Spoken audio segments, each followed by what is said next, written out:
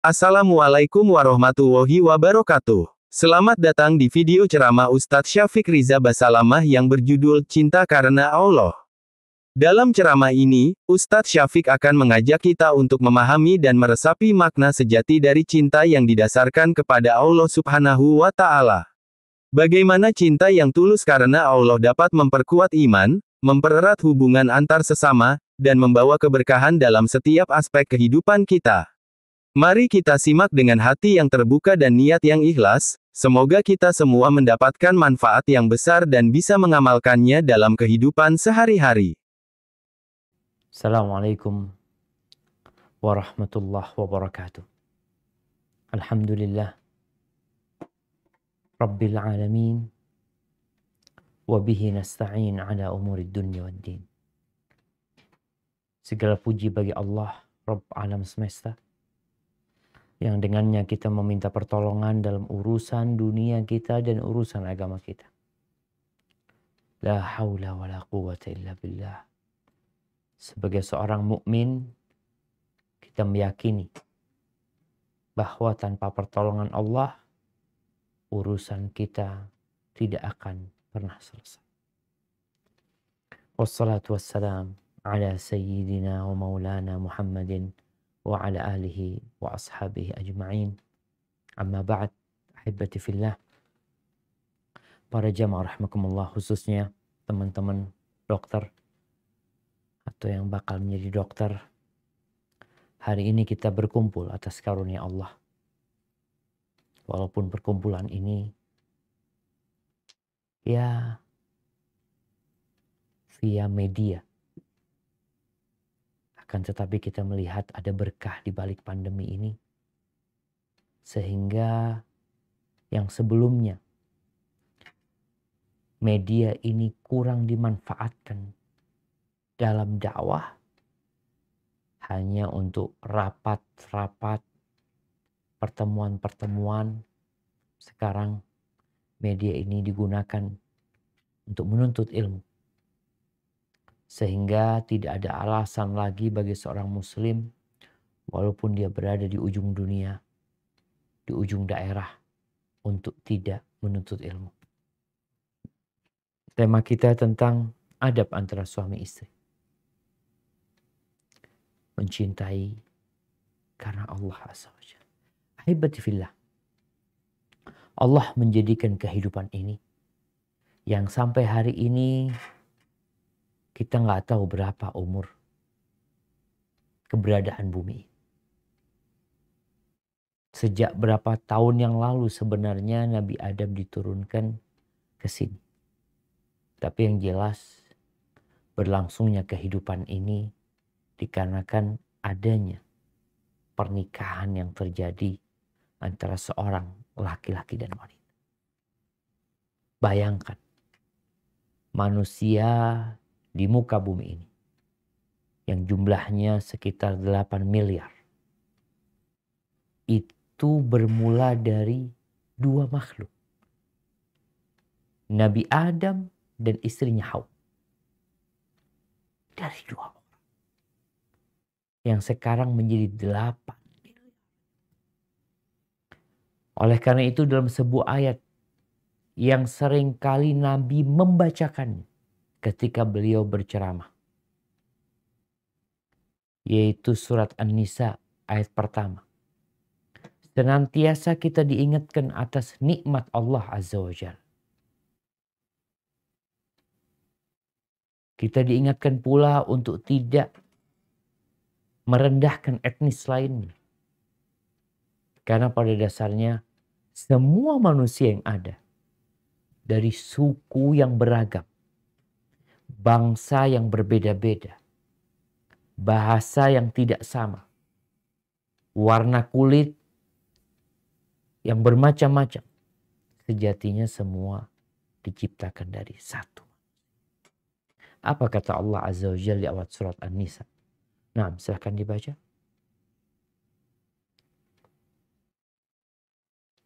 أعوذ بالله من الشيطان الرجيم بسم الله الرحمن الرحيم يا أيها الناس اتقوا ربكم الذي خلقكم من نفس واحدة وخلق منها زوجها وبث منهما رجالا كثيرا ونساء واتقوا الله الذي تساءلون به والأرحام إن الله كان عليكم رقيبا. Hai sekalian manusia, bertakwalah kepada Tuhanmu yang telah menciptakan kamu dari diri yang satu, dan darinya Allah menciptakan istrinya, dan dari keduanya Allah mengembangbiakkan laki-laki dan perempuan yang banyak. Dan bertakwalah pada Allah yang dengan mempergunakan namanya kamu saling meminta satu sama lain. Dan peliharalah hubungan silaturahmi. Sungguhnya Allah selalu menjaga dan mengawasi kamu. Barakallahu fiik. Subhanallah. Sebuah tanda kebesaran Allah yang kita melihat dengan mata sendiri. Ini teman-teman yang jadi dokter, tatkala dia melihat dosen yang mengajar, dia tahu bahwa dia dan dosen sebenarnya bernasabkan satu, yang sampai kepada bin Adam alaihissalam. Allah menyuruh kita bertakwa, yaitu melaksanakan perintah dan menjaga larangan. Hubungan suami istri ini perlu dijaga, perlu dipelihara agar terus harmonis. Apalagi kalau mereka menjalin hubungan karena Allah Azza wa Jalla. Tidak seperti yang kita lihat di lapangan. Berapa banyak suami istri atau lelaki dan wanita yang menjadi suami istri akan tetapi bukan karena cinta kepada Allah Azza wa Jalla. Bahkan tidak sedikit yang mensahkan hubungannya di atas dosa, di atas murka Allah Azza wa Jalla. Laki-laki dan wanita belum menjadi suami istri, sudah keluar bersama, berduaan bersama. Tadi sebelum Isya ya, ana baca berita tentang seorang kakak yang menganiaya pacar adiknya. Karena dia ketika pinjam handphone pacar adiknya ini, dia lihat na'udzubillah, perzinaan antara nih orang sama adiknya di video. Dan ini banyak terjadi sebenarnya. Dengan adanya handphone ini, banyak perzinaan yang diabadikan oleh mereka. Dosa yang diabadikan. Nanti ketika pacarnya hamil, mereka sibuk untuk menikah. Maka pernikahan yang terjadi bukan karena Allah. Bukan karena mencintai untuk Allah Azza wa Jalla. Tapi karena dosa. Maka ahibati fillah, pernikahan itu perlu dijaga. Kalau memang rumah tangganya dibangun di atas dosa, apa yang harus dilakukan suami istri ini? Bertobat. Dan Allah Ghafurur Rahim. Tapi ketahuilah, Allah itu hukumannya juga sangat menakutkan. Jangan meremehkan hukuman yang Allah turunkan kepada para pelaku dosa. Maka segeralah bertobat. Ketika engkau sudah menikah dengan dosa masa lalu, jangan pernah berpikir bahwa pernikahan yang kau lakukan secara otomatis menghapuskan dosa-dosa perzinaan yang terjadi sebelum nikah.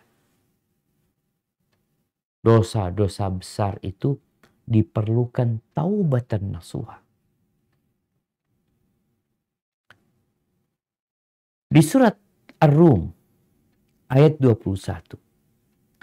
Allah Azza wa Jal mengingatkan kita dengan tanda-tanda kebesaran. Bagaimana rumah tangga itu salah satu tanda kebesaran Allah. Adanya cinta dan kasih sayang yang terjadi di antara suami istri itu juga tanda kebesaran Allah. Jadi pernikahan di dalam Islam itu adalah waktu untuk menumbuhkan cinta dan memupuk kasih sayang. Nggak harus ketika menikah ada cinta. Tapi cinta karena Allah harus selalu ada. Ketika seorang laki-laki meminang seorang wanita. Kenapa engkau suka sama dia? Kenapa? Oh, dia cantik. Iya, terus dia pinter. Masya Allah. Terus dia dokter. Karena itu aja. Nggak ada karena dia rajin sholat.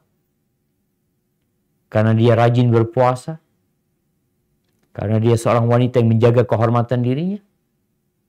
Berarti engkau menikah bukan karena cinta kepada Allah Azza wa Jalla. Tapi hanya karena urusan dunia. Dan orang-orang yang tidak memahami kedudukan cinta karena Allah, maka dia akan meremehkan hal ini. Padahal cinta karena Allah itu akan yang membuat manusia merasakan manisnya keimanan, indahnya menjadi seorang muslim. Tapi kalau nggak ada cinta karena Allah, nih manusia akan hidup di muka bumi terbebani dengan aturan-aturan Allah Azza wa Jalla. Karena dia nggak suka. Maka ahibati fillah. Coba kita baca surat Ar-Rum ayat 21. Naam, tafadhal. A'udzu billahi minasy syaithanir rajim. Wa min ayatihi an khalaqa lakum min anfusikum azwaja litaskunu ilaiha wa ja'ala bainakum mawaddah wa rahmatan inna fi dzalika laayatin liqaumin yatafakkarun. Dan di antara tanda-tanda kekuasaannya ialah dia menciptakan untukmu istri-istri dari jenismu sendiri supaya kamu cenderung dan merasa tentram kepadanya, dan dijadikannya di antaramu rasa kasih sayang. Sungguhnya pada yang demikian itu benar-benar terdapat tanda-tanda bagi kaum yang berpikir. Barakallahu fikum. Jadi Allah menjadikan di antara suami istri ini mawaddah warahmah. Yang pertama Allah jadikan kecondongan, sakinah. Ada kecondongan kepada itu perempuan. Kalau bicara cinta, kadangkala belum hadir dalam rumah tangga. Tapi cinta karena Allah sudah datang. Ini buat yang membangun rumah tangganya tidak di atas dosa. Lalu bagaimana Allah menjadikan mawaddah warahmah? Para ulama menyebutkan, terkadang rumah tangga itu dibangun di atas mawaddah. Cinta, kasih. Tapi juga ada rumah tangga yang dibangun di atas sayang. Ada seorang suami yang mempertahankan rumah tangganya. Ketika ditanya, kenapa engkau masih mempertahankan rumah tanggamu? Apakah engkau cinta sama istrimu? Kadang-kala enggak, kasihan. Allah tuh yang jadikan rasa kasihan sehingga dia mempertahankan rumah tangga. Ahibati fillah, suami istri ini memiliki hak dan kewajiban yang setara. Hanya saja banyak di antara kita yang melangkah ke pernikahan tanpa pernah sekolah, tanpa pernah belajar. Apa sih sebenarnya kewajiban dia sebagai seorang suami? Atau apa kewajiban dia sebagai seorang istri? Dia belajar tentang bagaimana menjadi seorang dokter. Dia belajar lagi untuk menempuh spesialis. Bagaimana dia menjadi seorang ahli bedah. Membedah perut manusia. Bahkan membedah jantung manusia dalam rangka pengobatan dia. Tapi dia nggak pernah tahu cara membedah jantung istri. Karena nggak dipelajari. Maka adanya hak dan kewajiban ini menuntut setiap muslim dan muslimah untuk belajar. Dan tidak ada kata terlambat. Karena kalau seorang sudah menikah 10 tahun, menikah 15 tahun, ada yang 20 tahun. Tapi ternyata dia melihat rumah tangganya kok tidak seperti jannah. Ada istilah baiti jannati, rumahku surgaku. Kok kayaknya nggak merasakan itu.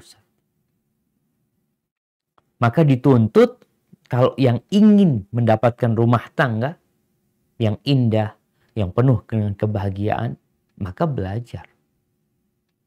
Apa kewajiban dia, apa hak dia, apa adab-adab yang harus dia jaga. Di surat Al-Baqarah ayat 228, Allah Azza wa Jalla di akhir ayat ini mengatakan walahunna mithlul ladzi 'alaihinna bil ma'ruf walirrijali 'alaihinna darajah. Dan bagi para wanita hak yang setara dengan kewajiban mereka. Walirrijal 'alaihinna darajah.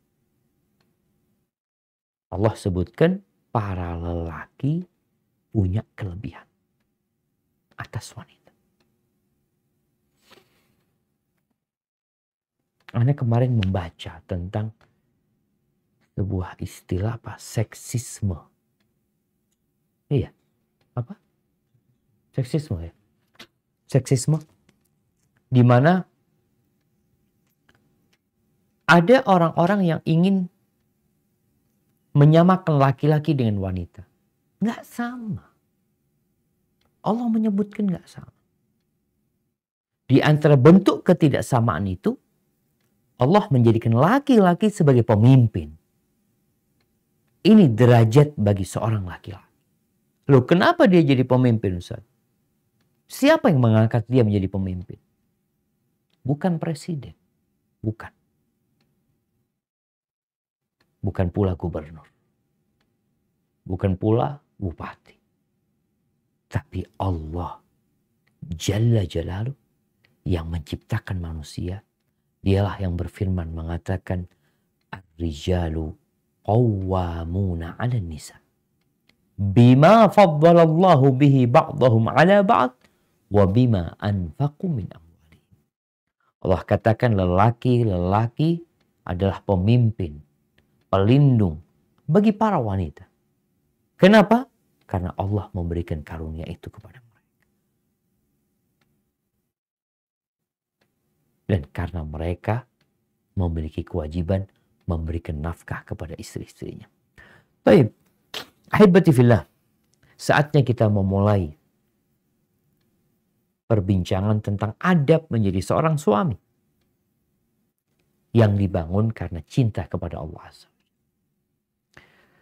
Yang pertama, hendaknya para suami ini mengingat bahwa istri yang soleha adalah nikmat Allah yang besar sekali. Maka hendaklah dia menjaga, merawat dan memelihara. Perasaan ini harus ada untuk mendorong dia memelihara istrinya. Bunga ini, kita lihat nih ada bunga kaktus, tapi ini kayaknya nggak asli jemaah. Ya, kalau Anda dikasih tahu, Ustadz ini bunga harganya 1 miliar. Kira-kira apa yang akan Anda lakukan? Benar 1 miliar. Iya. maka secara spontanitas anak akan menjaga, akan merawatnya, akan memeliharanya. Kenapa? Karena ini mahal gitu loh. Tapi ketika dikatakan bunga ini harganya 2.000 perak, ya anak tidak akan peduli sama dia. Begitu pula dengan seorang istri. Para suami, hendaklah engkau tahu bahwa istri yang soleha adalah karunia Allah yang besar sekali. Sampai-sampai Nabi SAW dalam hadis riwayat Imam Muslim mengatakan, ad-dunya mata', dunia ini adalah perhiasan, kesenangan. Wa khairu mata'id dunya al-mar'atus salihah. Dan sebaik-baiknya perhiasan dunia adalah istri yang soleh. Bukan yang cantik, bukan yang kaya, tapi yang soleh. Maka syukuri nikmat itu. Bagaimana cara mensyukuri nikmat yang Allah berikan? Maka yang kedua adalah dengan menggauli dia sesuai dengan ketentuan Allah Azza wa Jalla, dengan cara yang baik. Allah Azza wa Jalla di surat An-Nisa ayat 19 mengatakan wa'ashiruhunna bil ma'ruf. Al-Mustafid Channel, menginspirasi dan mencerahkan.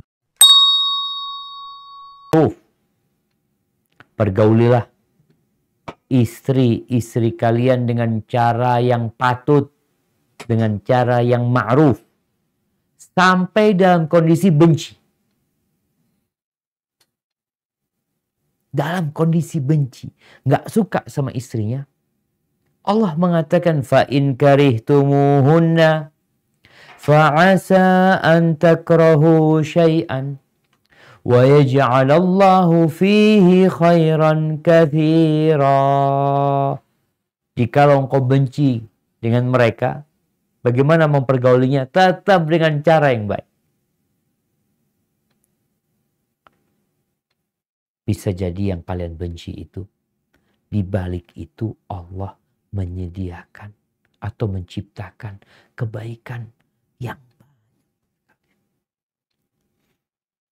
Para ulama mencontohkan ya, bisa jadi istrimu itu nggak pandai bersolek, tapi dia pandai mengajari anak. Bisa jadi dia tidak pandai memasak, tapi dia pandai berhias. Dia pandai menjaga diri. Maka seorang suami yang baik hendaklah memuliakan istrinya. Dia yang bersabar hamil anak. Dia yang bersabar melahirkan anaknya. Bahkan dia berjuang agar anakmu keluar ke dunia ini dengan selamat. Apa enggak pantas untuk dihargai, untuk dihormati? Seorang suami yang bertakwa kepada Allah Azza wa Jalla, mau tidak mau dia akan memuliakan istri.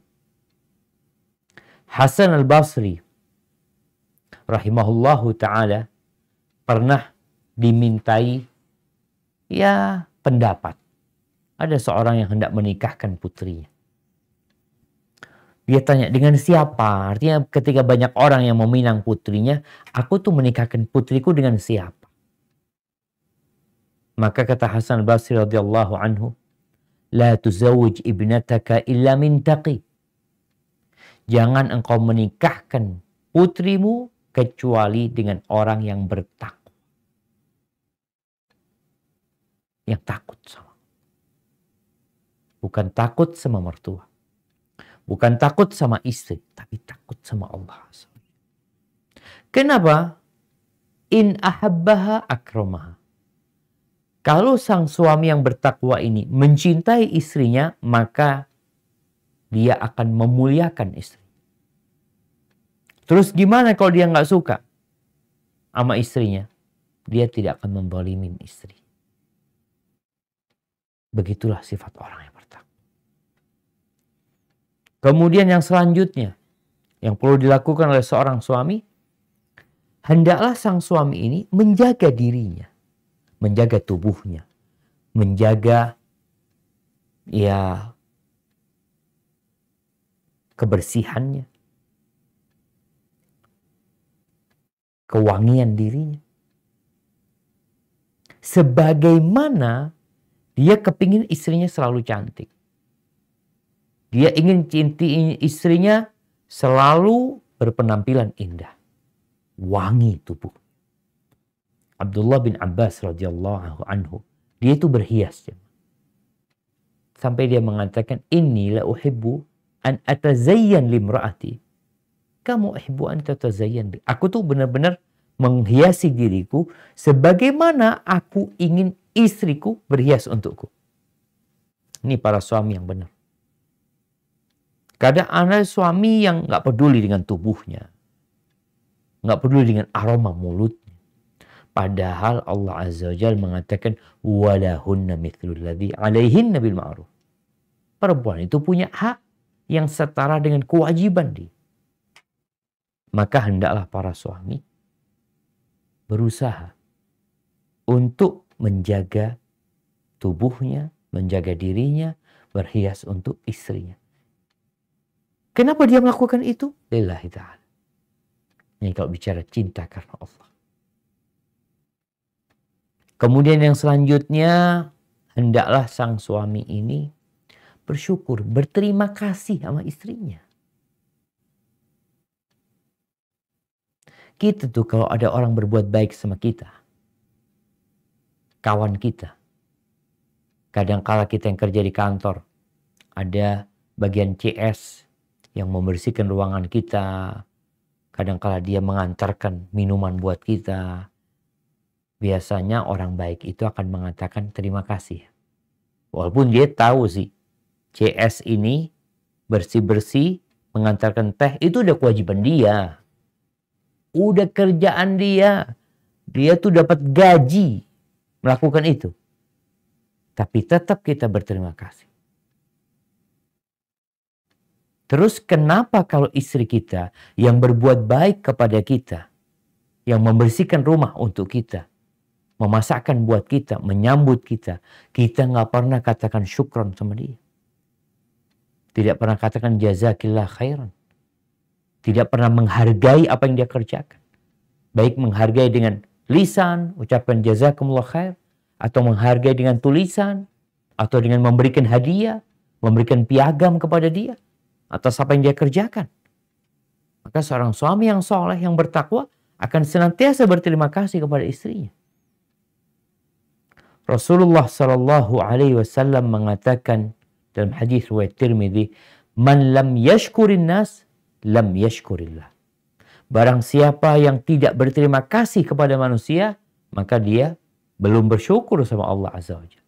Jadi salah satu bentuk berterima kasih kepada Allah, berterima kasih kepada manusia. Apalagi kepada istrinya yang berbuat baik sama dia. Maka sekali lagi engkau belikan sesuatu hadiah buat dia. Atau bikin piagam penghargaan, bikin plakat buat istrinya. Sebagai bentuk terima kasih atas apa yang dia usahakan. Kalau enggak ucapan yang menyenangkan hati dia. Kemudian ketahuilah para suami bahwa istrimu bukan bidadari. Ada banyak kesalahan dia. Ada banyak kekurangan istrimu. Dia tuh tercipta dari tulang rusuk yang bengkok. Maka jangan mencari-cari kesalahan istri. Dan jangan pula membandingkan istri dengan istrinya orang lain. Rasulullah SAW mengatakan dalam hadis riwayat Muslim, la yafraq mu'minun mu'mina. Nggak boleh tuh seorang suami yang beriman membenci istrinya yang beriman. Kenapa? In kariha minha khuluqan. Kalau ada perilaku istrinya, kerjaan istrinya yang tidak dia sukai, radhiya minha akhar. Dia suka dengan yang lainnya. Artinya yang dicari itu bukan kesalahan. Tapi yang dicari kebaikan-kebaikan dia. Lihat kepada sisi positif istrinya. Kalau tidak, ya engkau bukan nggak cinta karena Allah berarti. Jadi bagaimanapun bila istrimu seorang yang beriman, insya Allah ada kebaikan dia. Kemudian yang terakhir, hendaklah suami ini membantu istrinya dalam urusan rumah. Sebagaimana Rasulullah Sallallahu Alaihi Wasallam di dalam rumahnya, Nabi Alaihissalam tuh beliau bukan kepala rumah sakit, beliau bukan rektor, beliau bukan gubernur, beliau bukan presiden, beliau di atas semua itu. Beliau pemimpin umat dalam urusan dunia dan pemimpin umat dalam urusan agama. Tapi kalau beliau, kata Aisyah, kalau masuk rumah, apa yang beliau lakukan? Kana fi mihnati ahli. Beliau membantu urusan keluarga. Maka bantu istrimu dalam mendidik anak-anak. Bantu istrimu dalam pekerjaan rumahmu. Jangan pernah mengatakan, Nenek Ustaz biasa dilayani. Naam. Engkau kepala rumah sakit. Tapi ketika kau masuk ke rumahmu, jabatanmu bukan kepala rumah sakit. Terus, kau seorang suami. Engkau seorang bapak untuk anak-anak. Jadilah orang yang bijak. Yang pandai menempatkan diri. Bagaimana Nabi SAW menempatkan dirinya di rumah. Akan tetapi, kalau sudah masuk waktu sholat, beliau berubah. Yang awalnya sibuk sama keluarganya, fa'idha hadiratis salah. Ketika datang sholat, kata istri Nabi SAW, fa'ka'annahu la ya'rifuna wa la na'rifu. Kita melihat Nabi seakan-akan gak kenal sama kita dan kita gak kenal sama dia kayak orang lain. Kenapa? Karena beliau lebih cinta kepada Allah daripada semua yang ada di muka bumi. Seperti itulah suami yang taat. Adapun untuk para istri.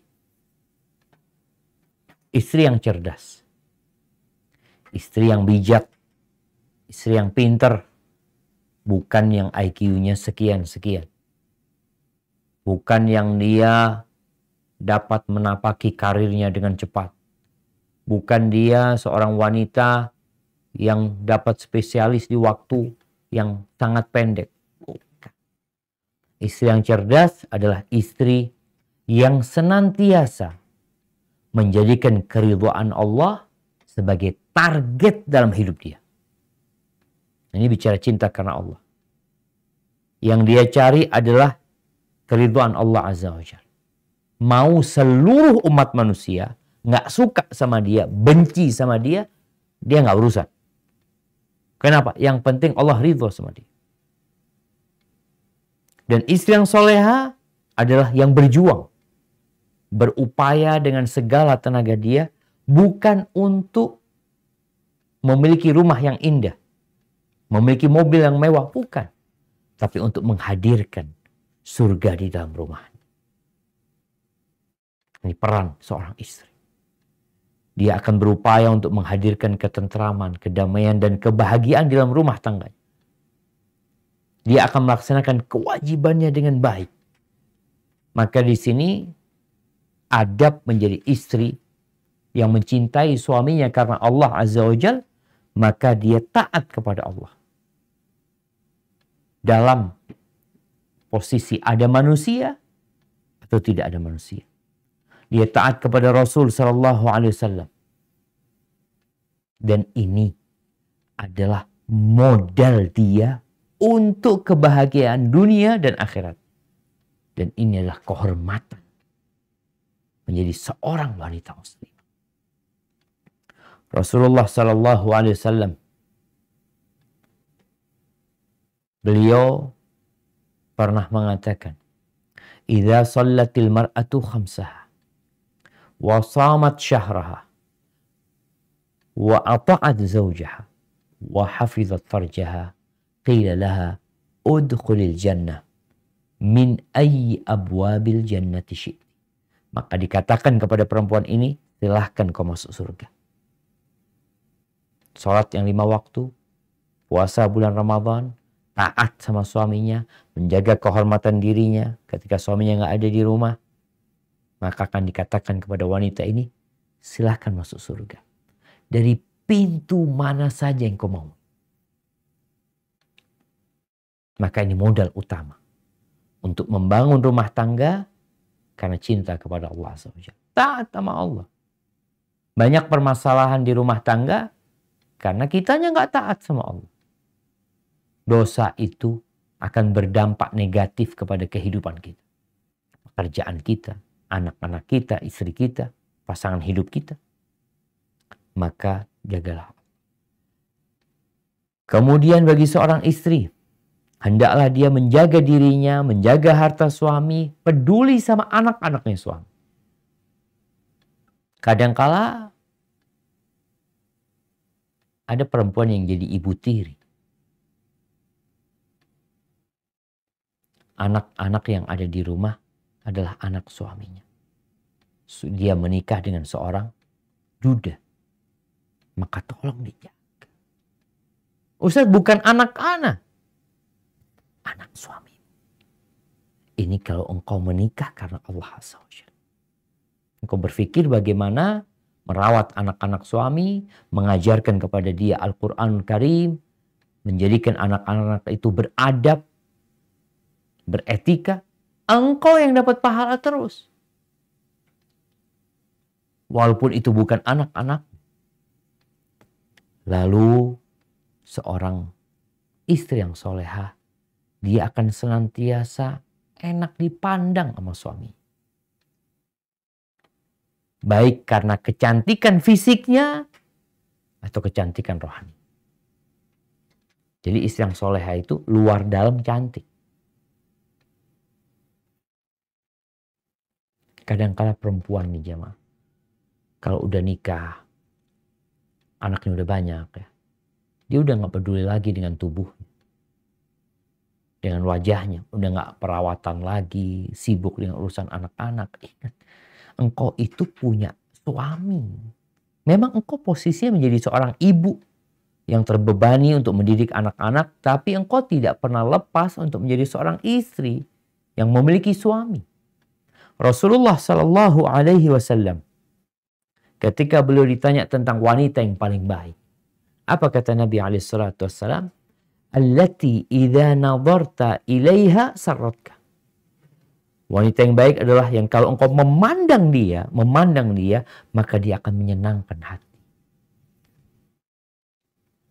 Baik karena wajahnya, karena penampilannya, karena tubuhnya yang indah. Tambah karena akhlak dan perilakunya. Karena sikap dia. Yang senantiasa melayani suami. Kadang-kadang nih perempuan secara fisik udah amburadul. Secara akhlak juga kurang baik. Terus gimana suaminya akan bahagia dengan dia? Kalau dikatakan mencintai karena Allah. Ya dia cinta karena Allah. Ya tolong akhlaknya diperbaiki. Ada perempuan-perempuan yang mungkin punya kekurangan di satu sisi. Maka jangan lupa untuk memperbaiki sisi yang lain. Perempuan yang baik, yang selalu peduli dengan diri. Ya hebati fillah. Jangan sampai ada pandangan seorang perempuan karena sudah nikah, udah punya anak. Ya udahlah, anak udah laku. Udah gak peduli lagi dengan kondisi dirinya. Para ulama menyebutkan kenapa Nabi menjadikan perempuan yang menarik pandangan suami itu perempuan yang baik hati. Karena salah satu tujuan menikah adalah menjaga kehormatan diri. Untuk menundukkan pandangan, menjaga kemaluan. Ketika seorang laki-laki mendapatkan istri yang soleha, yang secara penampilan dia selalu menjaga dirinya untuk tampil cantik, tampil indah. Karena semua perempuan cantik sebenarnya. Hanya ada yang merawat, ada yang gak merawat. Kalau bicara kecantikan mungkin nilainya aja yang beda-beda. Tapi bila seorang wanita, ini adab, kita bicara adab ya. Engkau senantiasa menjaga penampilanmu, berpakaian yang indah ya. Karena ada perempuan yang ya kesian ya. Kalau di rumah, ya penampilan dia sama sekali nggak menarik. Tapi kalau keluar rumah, sampai pangling suami. Lihat ini, kayak wajahnya berubah, pakaiannya berubah. Maka tolong. Ini bicara adab, jadilah engkau orang yang terindah buat suami. Kemudian, jadilah wanita yang sabar. Dalam suka dan duka.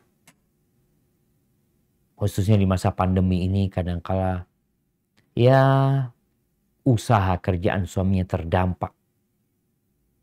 Sehingga mungkin dulu suami yang biasa memberi banyak ya, lalu sekarang berkurang. Sabar. Dan sabarkan suami. Bukankah engkau membangun rumah tangga karena Allah Azza wa Jalla? Bukan melihat kepada kekayaan suami. Bukan melihat kepada, ya kalau memang karena Allah ya. Tapi tidak sedikit wanita yang menikah karena harta. Sehingga tatkala ekonomi suaminya turun, cinta dia ikut turun. Ketika pemberian suaminya banyak, usahanya sukses, cinta dia bertambah. Jadi cinta dia tuh ikut naik turunnya harta suami. Bukan naik turunnya iman suami. Yang cinta karena Allah, maka imannya akan bertambah tatkala suaminya semakin taat. Tatkala suaminya ketaatannya berkurang, yang ada benci karena Allah Azza wa Jalla. Maka bersabarlah menghadapi kehidupan ini. Tatkala ekonominya turun, dia bersabar. Menghadapi anak-anak dia bersabar. Tatkala ekonominya tambah, maka dia bersyukur kepada Allah. Jadi ini perempuan, wanita yang soleha itu, sebaik-baiknya perhiasan dunia, apapun musibah yang menimpa dia akan bersabar. Nikmat Allah yang Allah berikan, dia akan bersyukur. Karena banyak wanita yang masuk neraka disebabkan nggak syukur. Nelangsa terus. Ngeluh terus. Seakan-akan nggak pernah hidup bahagia di dunia ini. Nikmat Allah banyak loh. Rasulullah SAW mengatakan, uritun nar. Ditampakkan kepada aku neraka. Fa'idha aktharu ahlihan nisa. Kebanyakan penghuni neraka itu wanita. Bukan karena dia nggak sholat loh, bukan. Bukan karena dia nggak puasa, bukan. Terus karena apa? Karena mereka kufur kepada suaminya. Tidak bersyukur. Karena itu. Karena kita tahu jemaah, bicara kezaliman yang kita lakukan kepada orang lain, itu nggak akan diampuni sama Allah SWT kecuali orang itu memaafkan kita. Jadi orang-orang yang menyakiti suaminya, yang suka mengeluh sama suaminya, yang memandang kepada ya kekurangan, lupa dengan kelebihan, maka ini menjadi penyebab wanita masuk neraka. Kata Nabi SAW, yakfurnal ashir wa yakfurnal ihsan. Dia kufur sama pasangan hidupnya. Kufur sama kebaikan-kebaikan suaminya. Kalau suaminya, kata Nabi SAW, kata Nabi alaihi salatu wassalam, lau ahsanta ila ihdahunna dahr. Kalau engkau berbuat baik kepada istrimu 1 tahun, kebaikan terus yang dilakukan suami. Thumma ra'at minka syai'an. Lalu dia melihatmu melakukan satu kesalahan yang menyakiti hati dia, melukai perasaan dia, nih perempuan akan mengatakan, ma ra'aitu minka khairan qat. Aku nggak pernah melihat kebaikan dari dirimu. Aku nggak bahagia hidup sama engkau. Tunggu dulu. Setahun nggak ada masalah. Maka hati-hati. Perempuan hendaklah bersabar dan bersyukur kepada Allah Azza wa Jalla. Kemudian jangan keluar rumah kecuali dengan izin suami. Ketika keluar rumah, jadilah wanita yang menutup auratnya. Menghormati suami. Kecantikan dia bukan untuk orang-orang yang di jalanan. Tapi kecantikan dia hanya dia tampakkan kepada suaminya dan orang-orang yang memang diperbolehkan untuk melihat dirinya. Seperti orang tuanya, mertuanya, kakaknya, adiknya, anaknya, keponakannya, pamannya. Sebagaimana Allah telah menjelaskan hal itu.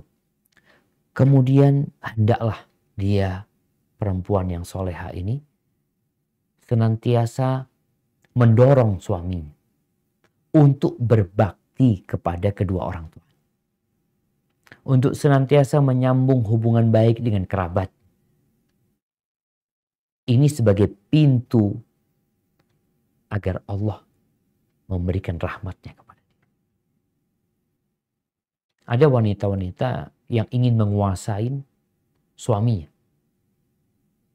Menguasai kekayaannya, menguasai waktu suaminya hanya untuk dia. Tapi wanita yang soleha, dia akan senantiasa mendorong suaminya, memotivasi suaminya, mengingatkan suaminya. Bang, kayaknya udah lama gak ke orang tua. Abang lama gak telepon. Ada banyak hal lah berkaitan dengan hubungan kekerabatan yang perlu dijaga. Kemudian hendaklah dia saling menasehati sama suaminya dalam hal-hal yang baik. Sholat malam, sholat duha ya. Karena hal itu insya Allah akan menyebabkan rahmat Allah turun ke dalam rumah tadi. Bukan cuma bicara tentang dunia. Jadi ada perempuan yang kerja ngomongin fulus, urusan dunia, urusan gorden, urusan mobil, urusan perhiasan. Dunia. Enggak.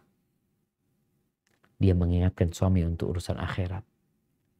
Dan dia pun juga menjadi orang yang tidak mengeruhkan suasana rumah. Dia senantiasa menjernihkan rumah. Membuat anak-anak menjadi anak-anak yang berbakti kepada orang tuanya. Mendidik mereka. Kemudian hendaklah dia menjadi seorang yang bertawakal kepada Allah. Serahkan semuanya sama Allah. Apapun yang terjadi. Allah Azza wa Jalla mengatakan,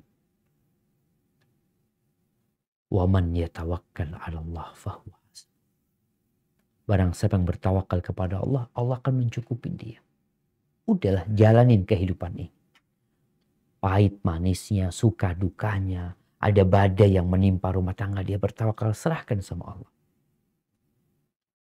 Dan perempuan ini bukan perempuan yang suka minta cerai sama suaminya. Enggak. Nabi SAW ketika beliau mengatakan, kalian mau nggak? Afala adullukum ala nisaikum min ahli jannah. Kalian mau nggak aku kasih tahu istri-istri kalian yang penghuni surga? Siapa perempuan-perempuan penghuni surga? Kata Nabi SAW, kullu waludin, wadudin a'ud. Wanita penghuni surga itu adalah wanita yang pengasih, yang penuh dengan kasih sayang. Terhadap suaminya, terhadap anak-anaknya, terhadap orang tua dia. Dengan kasih sayang. Nggak suka bentak-bentak suaminya, ya. Nggak suka angkat suara sama suaminya. Tapi dia menghormatin suaminya.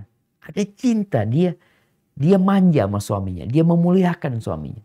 Wadud. Kemudian yang kedua, walud.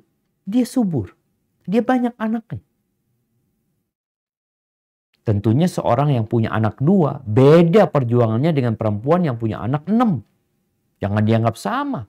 Bagaimana dia hamil, ya, bagaimana dia melahirkan, bagaimana dia menyusui. Yang punya anak 2 beda sama yang punya anak 10. Makanya Nabi menyebutkan wanita penghuni surga SAW adalah yang banyak anak. A'ud, yang suka kembali kepada suaminya. Bukan kabur dari suaminya. Bukan suka gugat cerai. Bukan suka minta cerai, enggak. Apalagi kita tahu perempuan mana saja yang menggugat suaminya cerai, yang minta cerai tanpa alasan yang syar'i, enggak akan mencium bau surga. Ini penghuni surga bukan suka gugat cerai, tapi dia suka kembali kepada suaminya. Ada masalah, dia kembali sama suaminya. Bukan kepingin kabur ke orang tuanya, ambil tasnya, keluar rumah tanpa izin. Lah, a'ud. Sampai-sampai Nabi menjelaskan sifat a'ud ini suka kembali kepada suaminya. Kalau dia disakiti sama suaminya. Atau dia melendolimin suaminya. Perempuan ini akan datang menjumpai suami.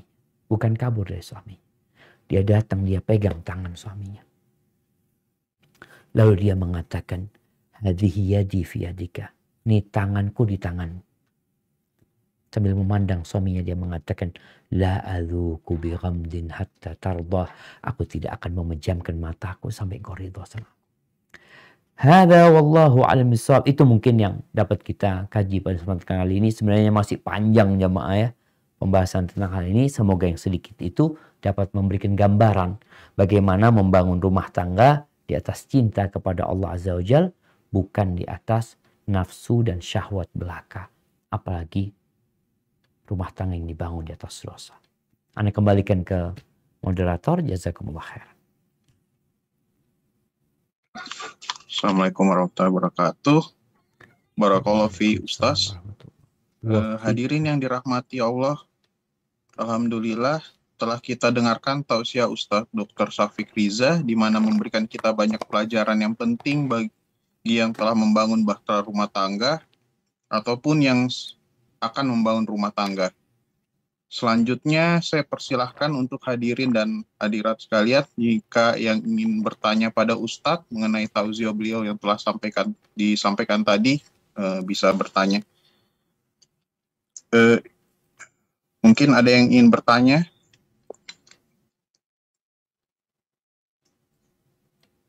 Ika Puspita bisa bertanya. Bismillah, Assalamualaikum warahmatullahi wabarakatuh, Ustadz. Waalaikumsalam warahmatullahi wabarakatuh. Ahlan wa sahlan, barakallahu fiik. Ya, alhamdulillah Ustadz, taqabbalallahu minna wa minkum Ustadz. Taqabbalallah ta'atiki. Barakallahu fiik. Nah. Wafik barakallahu Ustadz. Afwan Ustadz, izin bertanya. Tafadhali. Begini Ustadz, terkait safarnya wanita Ustadz. Ini kebetulan kan saya harus pembukaan sekolah futsal di Makassar kan Ustadz dalam waktu dekat ini. Nah, jika saya ke Makassar bersama dengan adik lelaki saya, tetapi qadarullah dia hanya bisa 3 hari di Makassar Ustadz, terus kemudian dia meninggalkan saya di Makassar karena dia harus pulang lagi ke Jakarta, dan saya di Makassar karena saya masih banyak kerjaan jadi harus stay 1 minggu gitu Ustadz. Itu bagaimana ya Ustadz solusinya? Ataukah boleh seperti itu, atau lebih baik saya tidak ke sana gitu Ustadz, tapi saya harus ke sana gitu Ustadz karena menyelesaikan pekerjaan. Itu saya mohon solusinya dan mohon doanya ya Ustadz. Jazakallahu khair Ustadz. Barakallahu fiik. Nah, Masya Allah, barakallahu fiik. Iya jemaah, subhanallah ya. Ini pertanyaan yang menarik sekali berkaitan dengan seorang wanita. Di mana wanita itu kata Nabi SAW, la tusafirul mar'atu illa ma'adhi mahram. Tidak boleh wanita itu safar kecuali ada mahramnya. Kalau dia sudah menikah mungkin bisa dengan suaminya. Kalau belum mungkin sama adiknya atau mahram dia, pamannya. Tapi bagaimana kalau dikatakan tadi dia berangkat ke Makassar didampingin oleh adiknya. Ya itulah safarnya dia yang perlu pendamping. Setelah dia stay di Makassar, dia sudah mukim di sana. Jadi biar adiknya pulang. Ketika nanti mau balik, baru adiknya Mbak Ika datang lagi untuk menjemput kakak, mendampingi kakaknya. Ini dalam rangka ya berhati-hati menjaga seorang wanita. Rasul SAW bukan hendak mengekang para wanita, tapi hendak memuliakan mereka.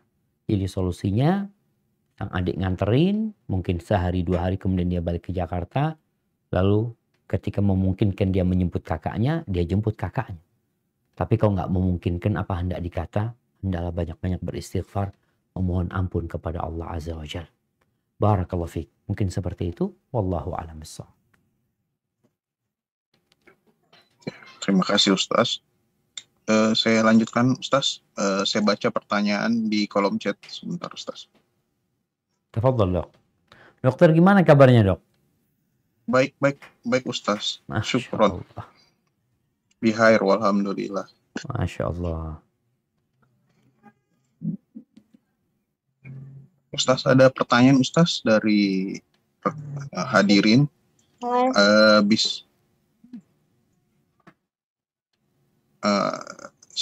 Bismillahirrahmanirrahim. Assalamualaikum warahmatullahi wabarakatuh. Waalaikumsalam. Semoga Allah selalu melindungi Ustaz dan keluarga, juga seluruh kaum muslimin dimanapun berada. Izin bertanya Ustaz, bagaimana hukum seorang suami atau ayah yang tidak mendidik ilmu agama yang benar kepada istri dan anaknya? Bagaimana yang harusnya istri menyikapinya? Syukran Ustaz. Masya Allah. Barakallahu fiik. Ya jamaah, pernikahan ini adalah pilihan. Ya. Kita tahu orang tua nggak boleh memaksa putrinya untuk menikahi fulan yang dia tidak ridhoi. Baik anaknya itu gadis atau dia janda. Maka tatkala seorang wanita menikah dengan seorang laki-laki yang itu pilihan dia,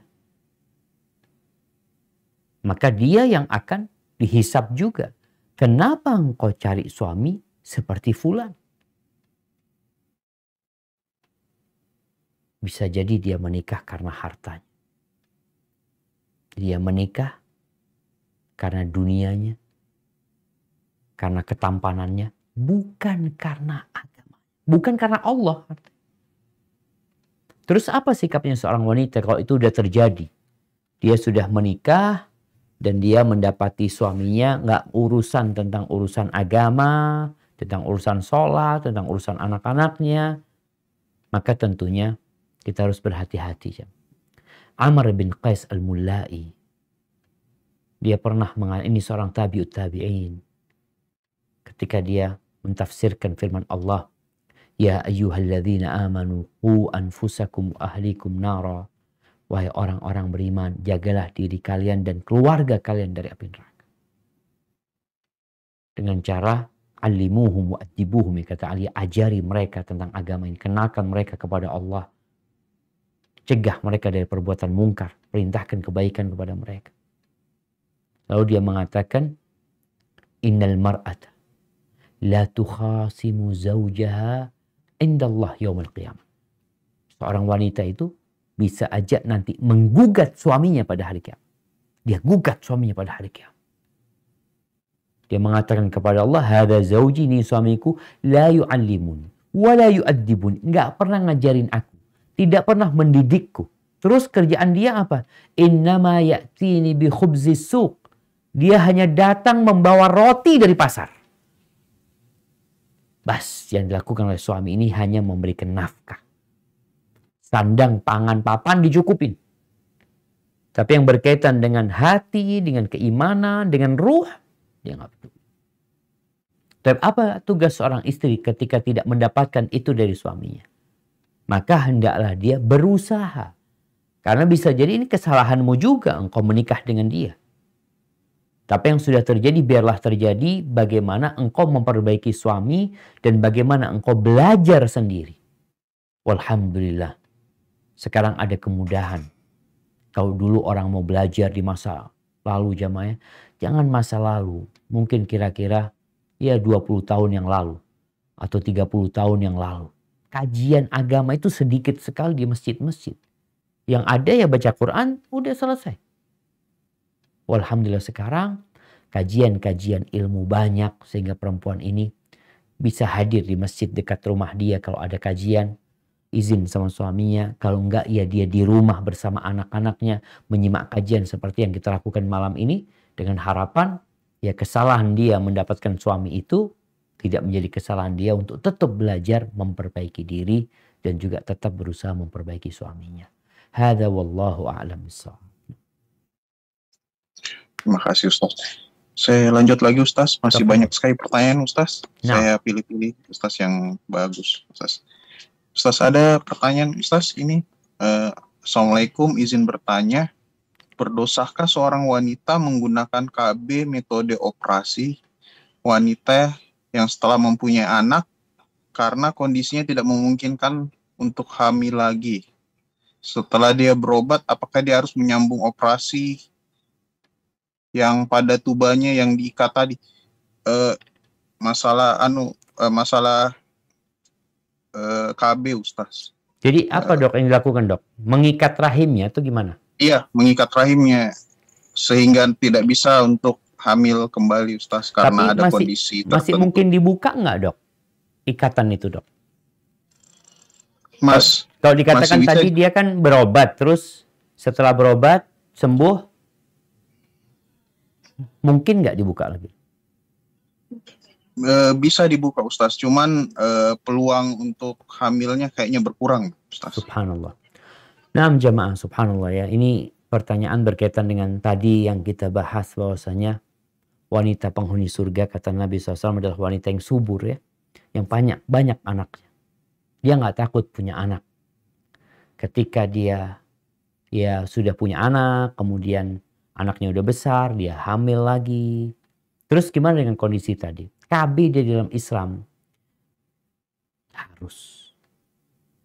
Makna KB keluarga berencana. Kita merencanakan untuk memiliki anak yang soleh-soleha, yang banyak. Karena Nabi SAW mengatakan, fa inni mukathirun bikumul umam. Aku tuh bangga dengan banyaknya umatku. Maka bagaimana kita menyumbang umat Nabi yang banyak, sallallahu alaihi wasallam. Kalau bicara urusan rizki, Allah yang nanggung. Oh, tapi gimana Ustaz? Kita berusaha? Iya, kita berusaha. Jadi jangan membatasi kelahiran, tapi yang dilakukan adalah mengatur kelahiran, nggak apa-apa. Bagaimana dengan tadi yang disebutkan? Kalau memang kondisinya sudah terjadi, artinya ada satu fase dia sakit nggak boleh hamil. Sehingga dokter menganjurkan untuk tidak hamil dahulu. Sampai dia berobat. Maka nggak ada masalah. Ketika dia sudah sembuh, silahkan dibuka ikatan tadi. Kalau tadi dokter Haidir disebutkan peluang untuk hamilnya berkurang, ya nggak ada masalah. Allah yang akan memberikan insya Allah. Tapi yang jelas ada usaha dari orang itu untuk membuka tali rahimnya. Sehingga harapannya Allah memberikan anak lagi. Kalau kemudian nggak ada anak sampai dia meninggal dunia, dia sudah punya niat. Yang Allah tahu dengan niat dia untuk memperbanyak umatnya Nabi Muhammad alaihi salatu wassalam. Hadza wallahu a'lam bissawab. Syukron atas pencerahannya Ustaz. Izin bacakan pertanyaan lagi Ustaz.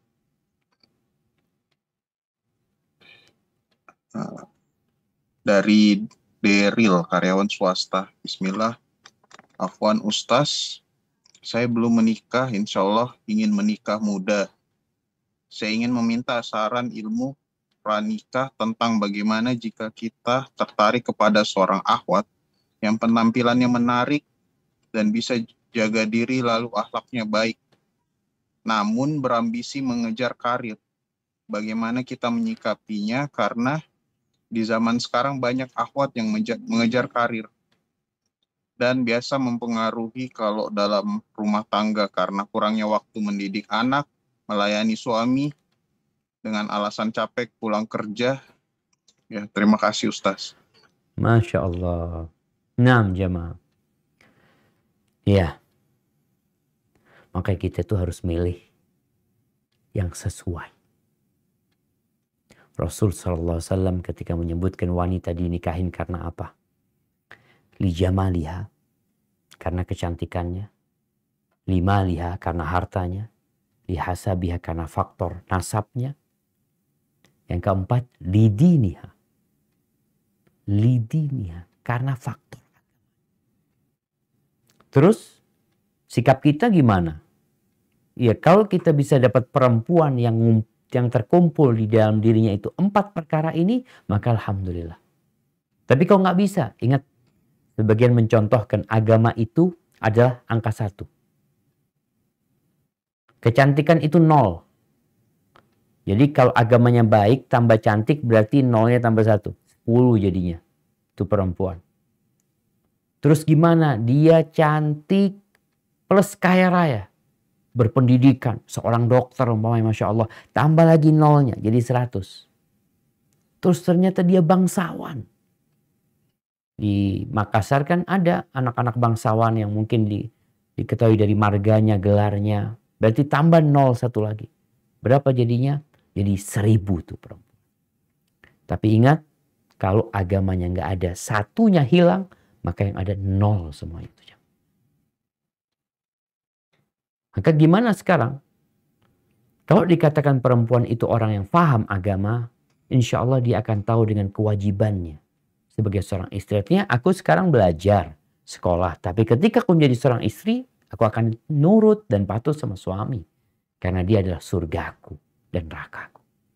Maka nasihat ana buat tadi yang bertanya, ana rasa perempuan yang seperti itu nggak cocok buat antum. Antum tadi udah sebutin. Nanti gimana Ustaz kalau dia ngejar karir? Dia sibuk di luar ya. Sehingga nggak ngurusin anak sampai rumah pun kecapean. Bukan mengejar surganya, bukan mengejar untuk memiliki anak-anak yang berbakti, tapi memikirkan karir dia. Subhanallah jemaah. Ana ini sempat berpikir ya. Ana sempat nulis sesuatu. Apabila wanita mengejar karir. Sehingga wanita ini menjadi seorang pejabat publik. Apakah anggap dia jadi bupati? Ketika seorang perempuan jadi bupati. Apakah dia akan mengangkat derajat suaminya? Wallahu a'lam. Anda rasa enggak? Suaminya malu ya. Makanya suaminya jarang tampil. Tapi sebaliknya, kalau suaminya yang jadi bupati, istrinya akan naik. Ini istrinya bupati. Berbeda dengan kalau perempuan yang jadi pejabat. Kalau perempuannya jadi menteri, apa dikatakan? Ini loh suaminya ibu menteri. Dia merasa seharusnya dia yang jadi pemimpin memang. Tapi kalau dia yang jadi menteri, istrinya akan selalu dibawa kemana-mana. Biasanya seperti itu. Maka ana rasa kalau engkau mencari seorang perempuan untuk menjadi istri dan ibu anak-anakmu, jangan yang berambisi mengejar karirnya, tapi yang berambisi mengejar surganya. Kalau engkau bisa bikin kesepakatan sama dia, kalau sudah menikah dia nurut dan patuh sama engkau, silahkan. Tapi kalau enggak, ya yang ditakutkan engkau seperti enggak punya istri. Istrimu sibuk ngurusin orang, engkau pulang kerja, yang membukakan pintu rumahmu adalah pembantumu, bukan istri. Hada wallahu a'lam bissawab. Syukron atas pencerahannya Ustaz. Izin Ustaz, masih ada pertanyaan lagi Ustaz. Saya lihat masih ada waktu juga Ustaz. Tafadhal, Dok.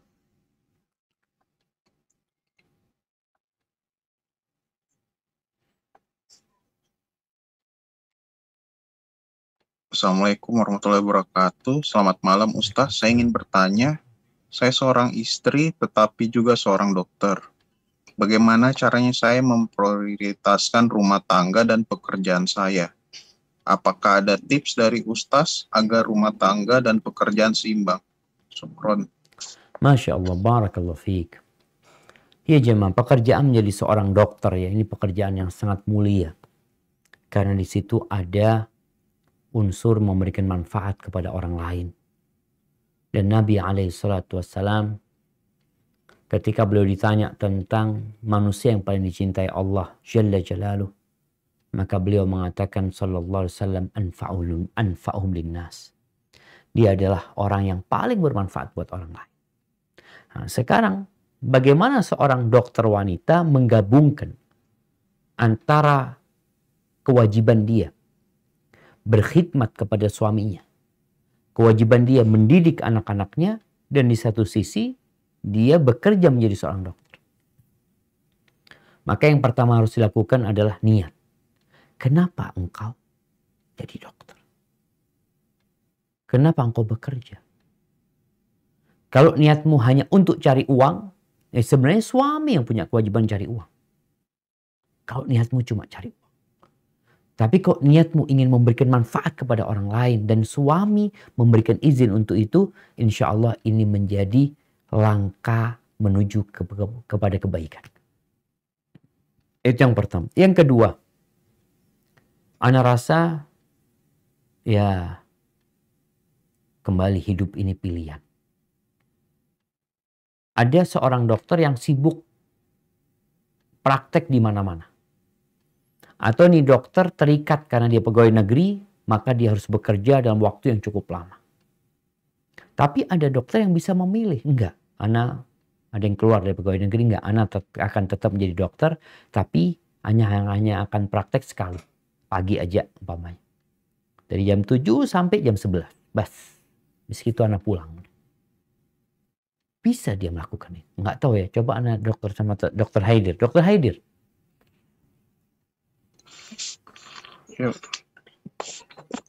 Baik, ya Dok. Ustaz. Bisa nggak dok, seorang dokter itu tadi memilih, artinya dia itu, ya Ana cuma praktek pagi aja gitu ya, di rumah sakit pagi sampai jam 11 gitu ya.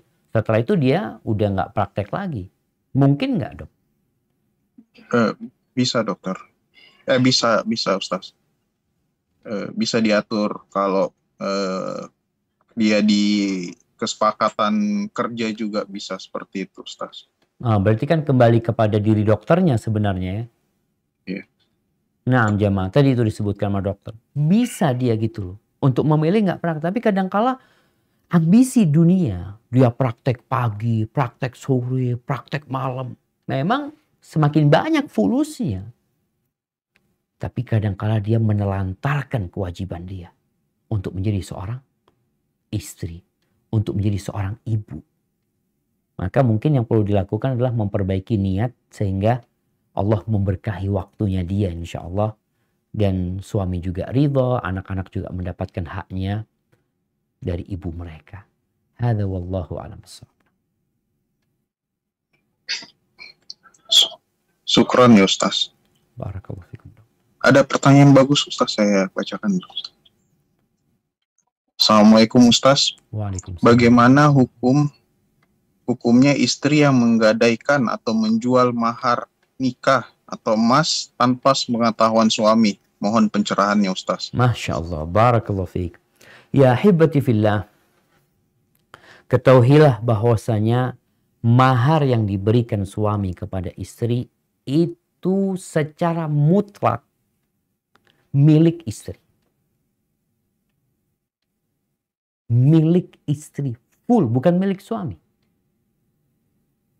Maka ketika itu jadi milik istri, pendapat yang lebih kuat berkaitan dengan harta yang menjadi milik istri, itu bebas dia mau apain. Dia mau jual, mau dikasih emas sama suaminya. Dia mau jual, dia mau sodakohkan, itu milik istri. Bahkan suami kalau mau ngambil itu harus izin sama istri. Memang dia mau utang sama istrinya. Kadang-kala nih para suami kan pinter. Dia itu ketika sudah nikah ngomong sama istrinya, "Dek, emasmu mungkin bisa dijual buat modal gitu." Kalau istrinya ridho, iya fadol. Tapi utang nanti kau balikin. Maka utang hitungannya. Tapi kalau sang istri mengikhlaskan, maka boleh sang suami menikmati hal itu. Cuma tadi pertanyaan gadai. Kita tahu gadai ini ada yang sesuai syariat, ada gadai yang nggak boleh. Jadi gadai yang sesuai syariat ya memang emas itu hanya menjadi jaminan. Bukan kemudian dia harus bayar bunganya, ada ribanya, maka tidak diperbolehkan. Jadi sekali lagi nih para suami harus paham ya, bahwasanya mahar yang diberikan itu adalah milik istri, milik istri. Jadi bukan milik suami lagi. Hanya saja termasuk adab mungkin ya, untuk menghormati suami. Dia mengatakan, "Bang, emasnya aku mau jual ya. Aku punya keperluan ini dan itu." Itu mimbabil adab. Jadi babnya bab adab. Nggak harus dia dapat izin suami sebenarnya. Hadza wallahu a'lam bishawab. Syukran atas pencerahannya Ustaz. Dok, kalau di Makassar emangnya nggak boleh dijual mahar dok?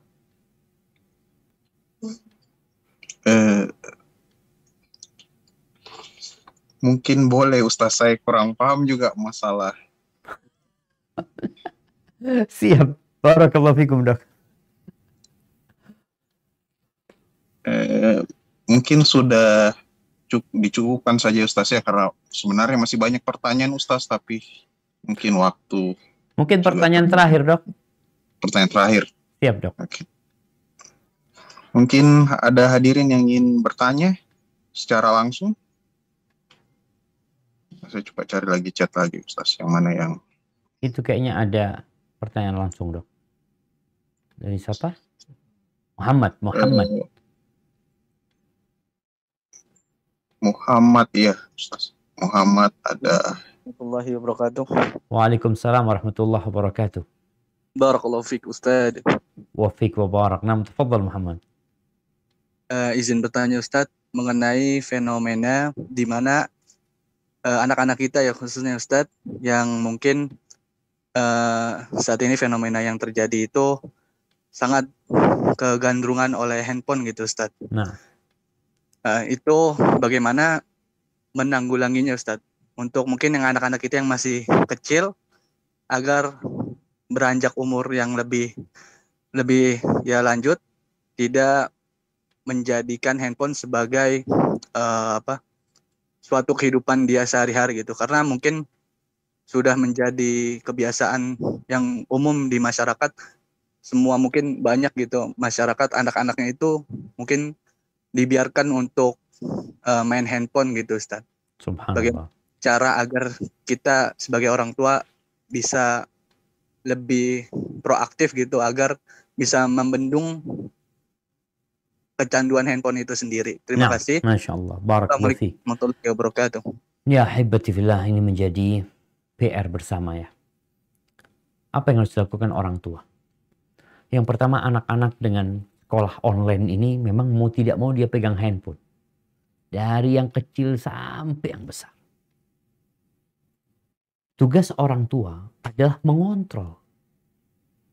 Dia sebagai pemimpin. Handphone itu dia sampaikan kepada anak-anaknya bahwa tujuan mereka dikasih handphone adalah untuk hal yang positif. Kemudian yang kedua, dia atur kapan penggunaan handphone. Lalu nasihat anak buat para orang tua, ketika anaknya pegang handphone, tolong di samping mereka. Anak sering ngomong sama istri anak-anak kalau pegang handphone, tolong didampingin. Sehingga orang tua tahu lagi ngapain anak itu, apa yang ditonton. Kalau enggak, yang namanya YouTube, ketika dia nonton YouTube, kadang-kala muncul film-film lainnya yang nggak berguna, yang nggak bermanfaat. Yang anak kecil nggak paham. Maka orang tuanya tolong ada di samping mereka ketika mereka bermain. Dikasih batasan waktu, didampingin, kemudian perlu ada kegiatan-kegiatan yang menyebabkan mereka tidak perlu handphone, bermain di rumah, ya, olahraga sama anak-anak, ya, ngobrol sama anak-anak, cerita sama anak-anak. Insya Allah itu akan membuat mereka tidak terlalu tergantung dengan handphone, karena memang bencana zaman ketika anak-anak itu harus pegang handphone selalu. Dan semua kembali kepada orang tua, dan jangan lupa untuk selalu berdoa agar Allah menjaga anak-anak kita. Seperti doa yang Allah sebutkan di surat Al-Furqan, Rabbana hablana min azwajina wa dhurriyyatina qurrata a'yun waj'alna lil muttaqina imama. Itu mungkin yang dapat Anda sampaikan, kurang lebihnya mohon maaf. Anda kembalikan ke Dr. Muhammad Khaidir. Jazakumullah khairan.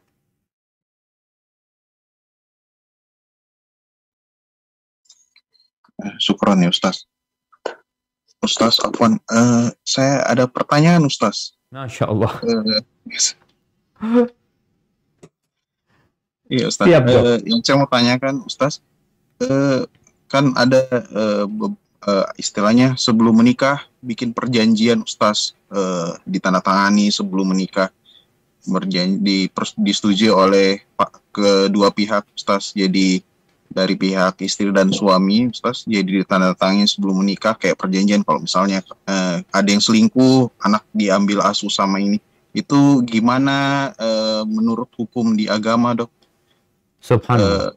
Hukum maksudnya apakah boleh seperti itu atau bagaimana Ustaz? Pertanyaan. Nah, subhanallah jamaah ya. Ya, berkaitan dengan syarat jamaah ya. Syarat Allah Azza wa Jal menginginkan pernikahan ini ya langgeng sampai mereka meninggal dunia. Maka dikasih arahan-arahan sama Allah bagaimana memperbaiki suami, bagaimana memperbaiki istri, agar rumah tangga itu bisa berjalan sampai meninggal. Tapi ada perjanjian yang dibuat sebelum menikah. Maka apabila perjanjian itu tidak melanggar agama, artinya isi perjanjian, kandungan perjanjian itu tidak mengharamkan yang halal, tidak menghalalkan yang haram, maka boleh. Bahkan Nabi SAW mengatakan bahwasanya syarat yang paling harus dipenuhi adalah syarat yang dengannya perempuan itu dihalalkan. Artinya perempuan ini kalau sang suami tidak menyetujui, sebenarnya dia nggak mau. Tapi karena sang suami menyetujui persyaratan tersebut, maka wajib bagi dia memenuhi persyaratan itu. Jadi dok, syaratnya nggak boleh kandungannya mengharamkan yang halal atau menghalalkan yang haram. Kadangkala syaratnya perempuan itu mengatakan, kau boleh, aku mau menikah sama kau dengan syarat, aku nggak mau keluar dari Makassar. Suaminya mengatakan iya, berarti ya sudah dia harus penuhi. Jangan sampai suaminya dimutasi ke Jawa, kau harus ikut aku, kata dia. Aku kan sudah kasih persyaratan, aku nggak mau dikeluarkan dari Makassar. Jadi itu diperbolehkan, dok. Hada wallahu a'lam bishawab. Alhamdulillah, kita telah mendengarkan ceramah yang penuh makna dari Ustadz Syafiq Riza Basalamah tentang cinta karena Allah. Semoga nasihat dan penjelasan yang beliau sampaikan dapat membuka hati kita untuk selalu mendasarkan cinta kita kepada Allah Subhanahu wa Ta'ala, sehingga setiap hubungan yang kita jalani penuh dengan keberkahan dan ridhanya. Terima kasih banyak kepada Ustadz Syafiq Riza Basalamah atas ilmu yang telah dibagikan. Semoga Allah senantiasa memberikan keberkahan dan kesehatan kepada beliau. Terima kasih juga kepada Anda semua yang telah menyaksikan. Jangan lupa untuk like, share, dan subscribe agar tidak ketinggalan video-video bermanfaat lainnya. Semoga kita semua selalu dalam lindungan dan rahmat Allah Subhanahu wa Ta'ala. Wassalamualaikum warahmatullahi wabarakatuh.